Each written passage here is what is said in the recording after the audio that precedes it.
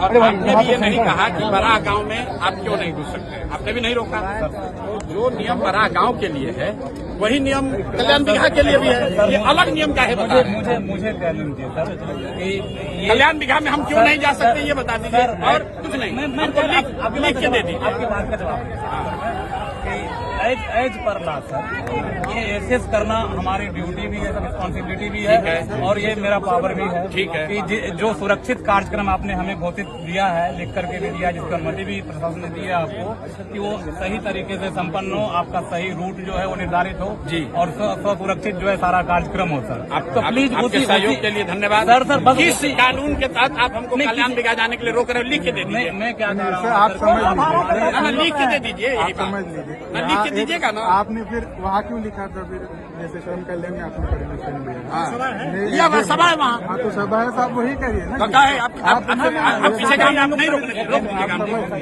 आप रोक दीजिएगा सर मेरी बात आप हमको रोक दीजिएगा। आप भी एसडीएम है, तो आप यहाँ हमको गाँव में हमको आने के लिए आपसे परमिशन लेना पड़ेगा। आपने कहा नहीं, आप एसडीएम हो तो आप परमिशन तो लॉ एंड ऑर्डर होगा तो आप कौन जिम्मेदार है? अरे आप लॉ एंड ऑर्डर के यहाँ पुरोधा बन रहे हैं, हम पिछले गांव में गए थे, लॉ एंड ऑर्डर नहीं हुआ, तो उसका भी आपने सूचना नहीं दिया, दिया। आ ही रहे थे, आप कहाँ नहीं पकड़े, वहाँ क्यों नहीं रोके? आपके जिला अध्यक्ष से अरे सुनिए, ये सुनिए नहीं रुकिए, बताइए अभी आपको ज्यादा सुनिए, मुख्यमंत्री के जिला में एसडीएम हो गए हैं तो राजनेता मत हम नहीं बन रहे, मत बनिए, बन रहे हैं, मैं सुन रहा हूँ आपके बारे में। आप किस अधिकार के तहत हमको किसी गांव में जाने के लिए रोकना है वो लिख के दे दीजिए, लिख के दीजिए, आपका परमिशन लिख के दीजिए। राष्ट्रपति शासन है क्या गाँव में जाने के लिए परमिशन? गाँव में जाने के लिए गाँव में नहीं जा सकते हैं, आप मालिक हो, दिखाइए कंप्लेन। अरे भाई पूछ लीजिए, नहीं दिखाइए कंप्लेन,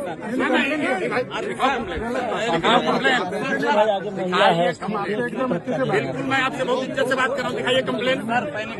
नहीं, अगर किसी गाँव वाले ने, देखिए मैं इतने देर से रुकनान से बात कर रहा हूँ, ये सुनो, रुकिए, माइक हटो। अफसर होने का रुआब दिखाने का आदत आप लोग को लग गया है, समझे ना, और आपसे कम पढ़े लिखे और अफसर नहीं है हम रोज पूरा बिहार में घूम रहे हैं, आपसे पूछ कर नहीं घूमेंगे।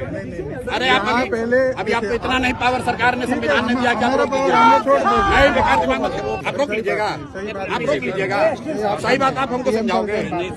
डीएम साहब से बात करो, प्लीज, अगर आपको उलझना है, नहीं सर, क्यों उलझना चाहते हो आप? इससे बचाना आपका भी काम है, आपको दिक्कत ना हो जाए इसलिए। अरे हमारी दिक्कत है, चिंता मत करो, आप लिख के दे दीजिए, हम चले जाएंगे।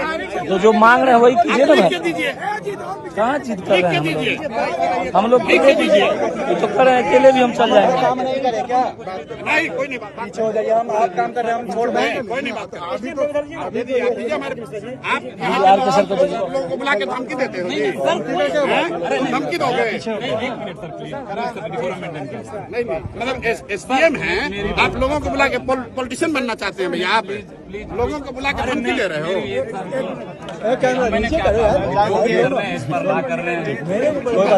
लॉ ब्रेक करने वाले लोग नहीं है, अरे मेरे भाई हम लोग लॉ ब्रेक करने वाले लोग नहीं है।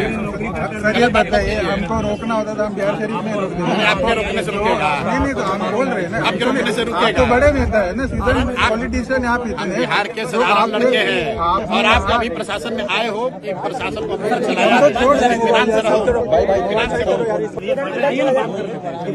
बात कर रही है तो लिख के दे दीजिए, लिख के दीजिए, लिख कर दो, लिख कर दो, आपको 6 महीने बाद हम ही लोग आ रहे हैं, लिख के दो, नौकरी चली जाएगी, लिख के दीजिए, कानून बात कर रहे हैं, लिख के दीजिए। तो आप तो नेता, हम थोड़ी कुछ ना, अरे भाई आप लिख के दीजिए, क्यों नहीं जा सकते? भैया किस कानून के तहत रोक रहे हैं?